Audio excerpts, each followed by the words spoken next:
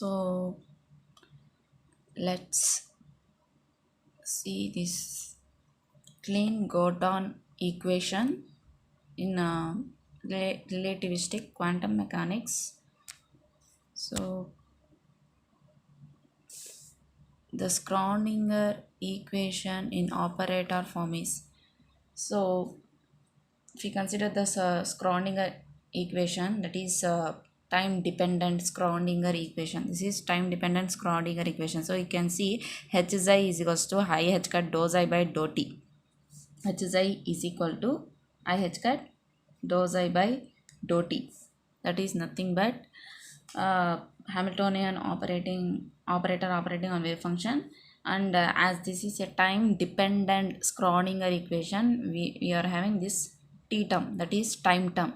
That means the wave function is depending on time. That's why we are partially differentiating it with respect to time. So h is I is equals to I h cut dou I by dou t. So that is the Schrödinger equation. The non-relativistic Hamiltonian for a free particle is, that means if we if we forget about the relativistic effects, so if there is no relativity, there is no higher velocities, then h is equals to p square by 2m. So for a free particle they have given, for a, this is for a free particle. So free particle potential would be 0. For a free particle potential energy would be 0. There would not be any applied potential, external potential, but it has kinetic energy. It would be moving, it has kinetic energy. So Hamiltonian is nothing but sum of total, that is nothing but total energy. So potential energy plus kinetic energy. So here potential energy is 0. So kinetic energy we are having, that is nothing but p square by 2m. So and p is nothing but minus I h cut delta. That means px is nothing but minus I h cut dou by dou x, and py is nothing but minus I h cut dou by dou y, and pz is nothing but minus I h cut dou by dou z. So overall in the three-dimensional space it is minus I h cut delta. So that is nothing but from, actually p is nothing but h cut delta by I. So if we multiply and divide by I into I by I square is nothing but minus 1. So minus I h cut delta. So if we do square of this, that is nothing but this square of this term. So minus I h cut delta whole square. So how to do it is, so here where confusion arises, minus I h cut delta whole square. That is nothing but minus I whole square h cut square del square, and minus I whole square is nothing but minus 1. So actually I square is minus 1. So and minus 1 into minus 1 is plus 1. So you will get minus 1. Whether it is I square or whether it is minus I whole square, everything is minus 1. So if we have confusion, we can split this I into minus 1 into I. That is minus 1 square into I square, I whole square. H cut square del square, that is minus 1 whole square is nothing but 1, I square is nothing but minus 1, and h cut square del square. That means overall we will get h cut square del square. So that's why we are having minus h cut square del square. So while squaring minus I, we need not confuse. So here where confusion arises. And next, substituting this in equation 1 we obtain. So we need to substitute this value of h cap, that is h cap operator, momentum operator, in this equation. So on substituting we get, so in the place of h, minus h cut square by 2m into del square. So del square xi is equals to I h cut dou xi by dou t, and here it is given xi is a function of r and time. That means the wave function is depending on position vector as well as time also. So hence it is time dependent Schrödinger equation. This. So now let us now discuss general situation Cartesian coordinates. So now we need to consider the Cartesian coordinates in general, and this means the transformations under which requirements of special theory of relativity or invariant to be considered, or linear transformation. That means uh, transformations in which special theory of relativity or invariant variables are invariant. So in that we need to consider a linear transformation, that is this. of Cartesian coordinates. So x bar mu is equals to a nu mu x nu, sorry x so x bar mu is equals to a nu mu x nu. So this is the thing.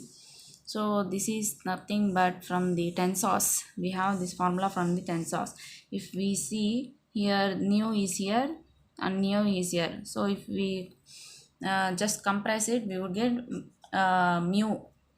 That is again finally we would get a tensor of rank 1. As this is a tensor of rank 1, so here also tensor of rank 1 we would get. So this is the transformation we need to consider. This transformation leaves the metric tensor G mu nu invariant. So this would leave this metric tensor. So this is the metric tensor G mu nu. This is the tensor, and this transformation would make this metric tensor invariant. So hence we have to use this kind of transformations. So because of this metric tensor in general relativity, because of this transformation, it should not change, it should not vary. So that is nothing but G mu nu is equals to 1 for mu is equals to nu, and equals to 0 for mu is not equal to nu, just like the Kronecker delta function. So here also that is delta ij is equals to 1 when I is equals to j is not equal to that is equal to 0 when I not equals to j. So like that. So hence we would have g11 g is equals to g22 is equals to g33 and g44 is equal to 1, and g mu nu is equals to 0 for mu not equals to nu. So that is the condition. So next is, as special theory of relativity treats spatial and temporal means time variables on equal footings in Minkowski's four-dimensional space. So in special theory of relativity, according to special theory of relativity, we are having 4 dimensions but not 3 dimensions, 3 spatial dimensions, 1 time dimensions. So it would treat that, it would include this time also. There is no separation between space coordinates and time coordinates. So that is nothing but 4 vector formalism like that. So 4 dimensional space it is. So a coordinate representation must necessarily be cast into Schrodinger picture. So we need to consider the coordinate representation of this for overall 4, that is 3 spatial coordinates and 1 time coordinate. So in tensor notation, equation 3 may be written as, so this is equation 3. So we need to write this in the form of tensors, because G is a tensor. Here we are considering relativistic effects, special theory of relativity. So according to that, so minus h cut square by 2m minus h cut square by 2m as usual, no change. But here we are having del square xi of r comma t. So that is nothing but G mu nu. In the place of del square we are having G mu nu and dou by dou x mu and dou by dou x nu. So this is the thing. So in general, if we consider del square is nothing but dou square by dou x square. That is del square is nothing but dou square by dou x square plus dou square by dou y square plus dou square by dou z square. So that is nothing but del square. So here also G mu nu dou by dou x mu dou by dou x nu is there. So this sum could be represented as this form. So this is possible when mu is equals to nu, because when mu is equals to nu, G mu nu is equals to 1. So in such a case we would have when mu is equals to nu. So dou by dou x1 dou by dou x1, that is nothing but dou by dou x1 square, and dou by dou x2 dou by dou x2 dou by dou x2 square, like that when mu is equals to nu. So we could get addition of the so we could write this form as this form. So this is this G mu nu, this terms would exist only when mu is equals to nu, and when mu is not equal to nu, we would get that all the time zeros. So that is the thing. So and that is xi of x alpha, and as we have written here, xi is a function of r comma t. R is nothing but xi cap y j cap plus z k cap, and this is t. So as we have said, special theory of relativity treats spatial and time coordinates on equal footing. So hence we are having x power alpha, x alpha like that in tensor notation. So in the place of x alpha we can write x1, x2, x3, x4, where x1, x2, x3 corresponds to space coordinates and x4 corresponds to time coordinate. So here it is given where x4 is equals to ICT, which includes time. So actually why we are multiplying with velocity means velocity has the dimensions of distance, that is displacement by time, that is nothing but distance, like that. So displacement by time will get cancelled, we would have displacement, that means you would have dimensions of meters like that, dimensions of length. So as x, y, z, they also would have the dimensions of length. So hence we have designed x power 4 in this manner is equals to ICT like that. And next thing is we are having I h cut dou xi by dou t, which is a function of r comma t. So here what we need to do is, in this equation, as we know x4 is nothing but ICT, multiplying and dividing with ICT on the numerator and denominator. So what would happen? Into IC by IC, that is nothing but I into IC, that is nothing but minus C, I square C, and that is minus I, that is I into IC, that is nothing but I square is nothing but minus 1 into C. So minus C h cut, and dou by the, if ICT is taken outside, so we can take it inside also, as IC is a constant. So IC dou t could be written as dou of ICT like that.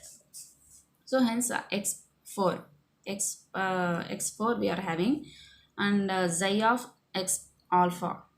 So in this manner this equation could be represented in this manner in tensor notation of this equation.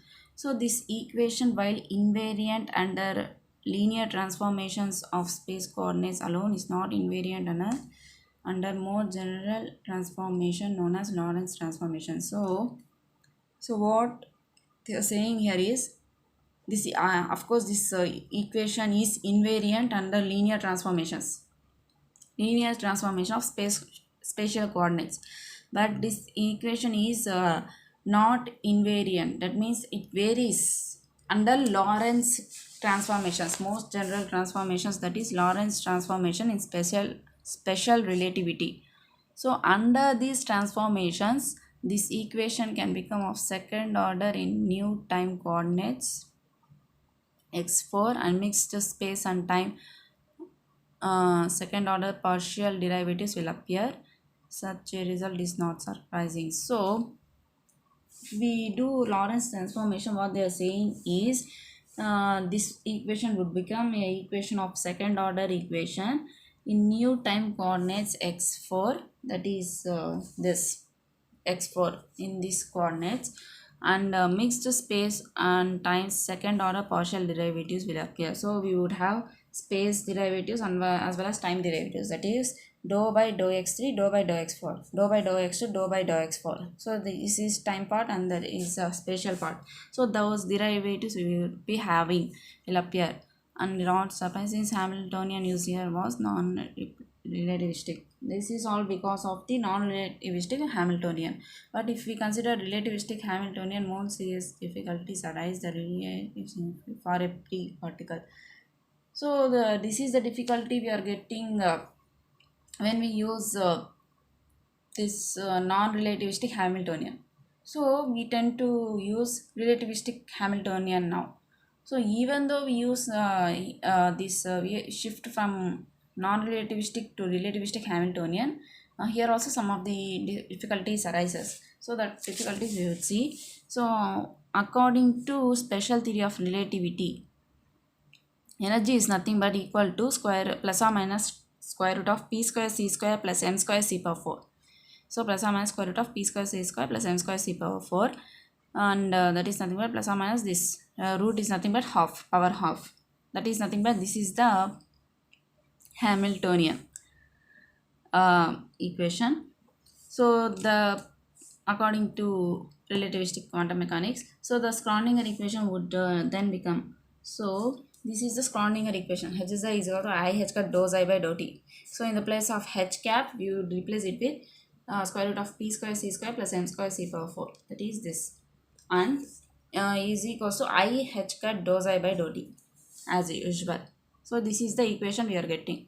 So in this equation, two difficulties are arising. So that is, the first difficulty is to interpret the positive and negative signs. So here we are having positive as well as negative signs. So that is the first foremost difficulty in this. So in classical theory, this was no problem, since in classical theory energy changes continuously with the gap of 2mc square between minimum and positive and maximum negative value. A particle whose energy at one instant is known to be positive always have a positive energy. So in classical mechanics, energy changes continuously and with a gap between minimum positive and maximum negative value, they are saying. That is based on the negative energy of electron, that is negative energy states of electron, you would be having that one. So that is because of annihilation of electrons. So if two electrons, if an electron and proton annihilate that pair, so each would be having rest mass mc square. So this much amount of energy would be released. That energy gap they are saying. So that is the energy gap. And here it is said that a particle whose energy at one instant is known to be positive will always have positive energy. This is according to classical mechanics. So if the particle has started with positive energy, it would have positive energy. So under such conditions, negative energies could be ignored. But in quantum mechanics, the energy of the particle can change discontinuously. So in quantum mechanics, we have quantized energy levels. The energy is not continuous. So that is the main difference between classical mechanics and quantum mechanics. Because of this discontinuity, so it could have positive as well as negative values. So that should have negative energies are spurious, and either we must show that negative energies are spurious or we must take them into account.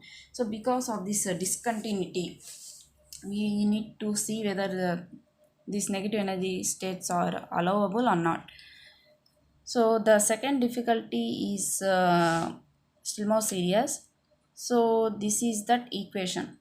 So here in that equation, what we are doing is I h cut dou by dou t. So here in the place of p square minus h square del square, we need to replace it with minus h square del square. So minus h cut square del square in the place of p square. Minus h cut square del square c square m square c power 4 root xi is equals I h cut dou xi by dou t. So now this del square could be written as in this form, just like we have written here. This tensor, metric tensor, and this, just to satisfy the dimension, that is dou by dou x square, that is the dou by dou x nu, dou by dou x nu, g mu nu. So this is the equation form in the tensor form, where mu nu is equals to 1, 2, 3. We are unable to interpret the square root of an operator. So this is the operator. So finding square root of this operator is difficulty. So and here it is given, we get rid of square root of an operator in terms of power series. So there would be expansion of the operator expansion. So if we apply binomial theorem like that, if we expand these terms, the expansion will cause space and time derivatives in unsymmetrical form. That means we would be having dou by dou x square dou by dou t, or dou by dou x cube dou by dou t. So that is nothing but unsymmetrical form of space and time coordinates, and thereby would make impossible. So we can't find the square root of this equation, this operator, as well as we cannot, if we expand in power series by applying binomial theorem, then we would have unsymmetrical space and time derivatives. So uneven powers, impossible. So the formulation of covariant theory. So moreover, left hand side will contain a large number of terms having various power of delta, making it difficult to solve. So the powers would be rising, del square plus del cube plus del power 4, like that. Powers would be rising. So to solving that is really difficult. So that is one of the difficulties with this equation. So equation 8 still lacks the necessary invariance under Lorentz transformation. So this equation 8 which we have discussed, Yeah, now also it lacks that invariance condition under Lorentz transformation. So this hence further modification is done to this equation, and this was done by Kleene-Gordon. That's why in this equation is called as Kleene-Gordon equation. The solution to this equation, the square root, this powers is overcome by them. This Kleene-Gordon proposed a solution. So what he proposed is he operated entire equation with h psi I h cut dou psi by dou t by h and obtained. So this entire equation was again operated with h. So already we have operated this wave function xi with h cap operator. And here what he has done, the solution to this is again he has operated with h cap, just like it gives us h cap square like that. So as h cap is having square root, we are finding difficulty in that powers if we expand, or that finding the square root. So simply he has applied the method of squaring.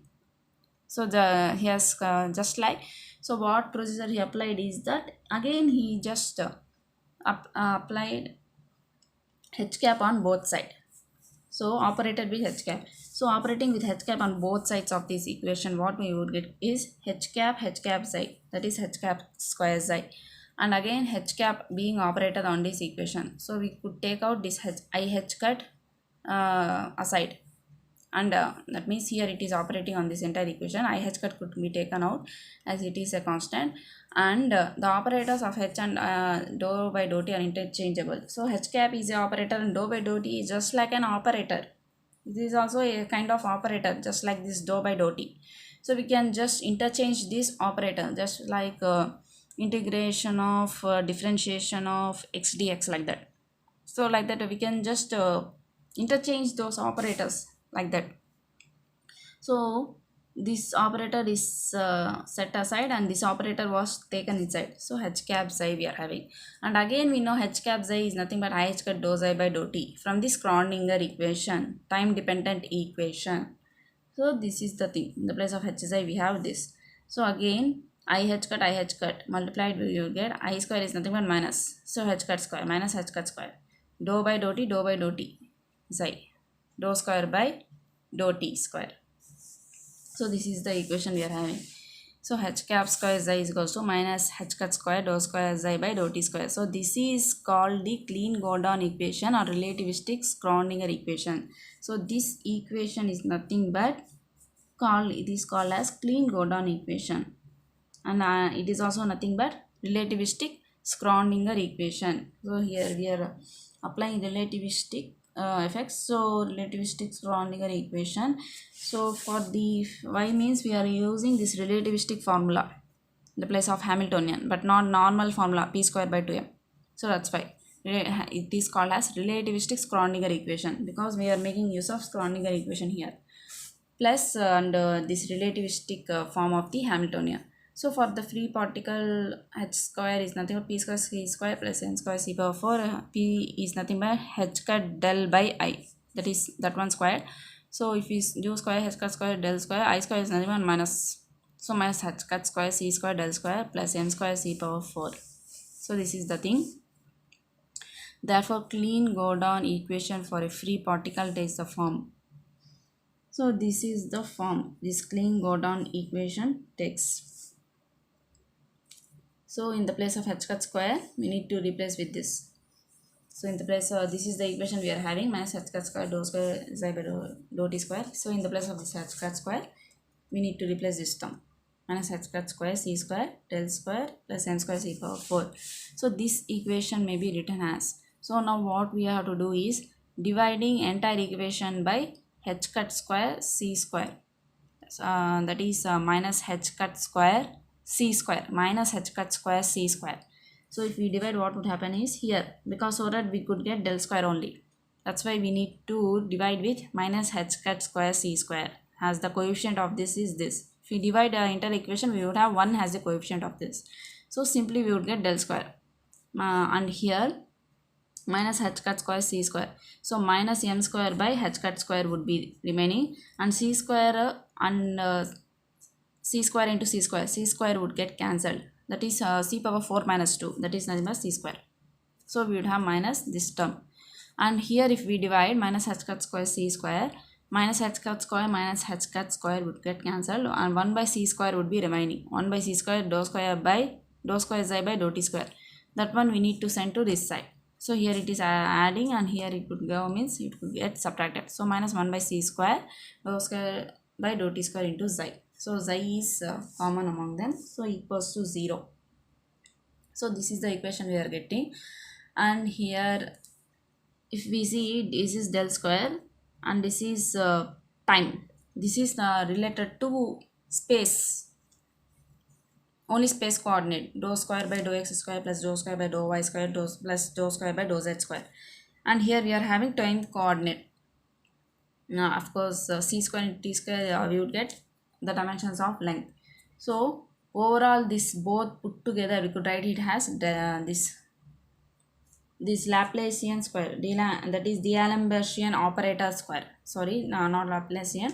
So D'Alembert operator square minus, so this is del operator. So this is called D'Alembert operator. So del square, D'Alembert operator square is nothing but del square minus 1 by c square dou square by dou t square. So this is nothing but D'Alembert operator, which is equal to dou by dou x mu dou by dou x nu. So this is D'Alembert operator. So this is replaced with this the D'Alembert operator, and minus m square c square by h cut square as usual. So this is the equation. So next thing is, this is nothing but Kleene-Gordon equation overall if we see. So this term or this is the Kleene-Gordon equation. And in coordinate representation, equation 11 takes the form. So this equation, if we consider the case of coordinate, so what they have done is, this is mc by h cut is taken as k, that is k square minus k square. So here we are having minus m square c square by h cut square, and this D'Alembert in the place of D'Alembert operator, g mu nu dou by dou x mu dou by dou x mu. So this is the case, as it is dou by dou x square, dou by dou y square, and dou by dou z square. And next thing is dou by dou ict whole square. So I square is nothing but minus and c square t square. Hence we would have this term. So where k is equals to mc by h cut, in this form the invariance of Kleene-Gordon equation is obvious. So in this form, under Lorentz transformation, there would be invariance of this equation. So that is what we needed. So this is the Kleene-Gordon equation in coordinate representation, and this is the Kleene-Gordon equation. So this is the about Kleene-Gordon equation. So thank you.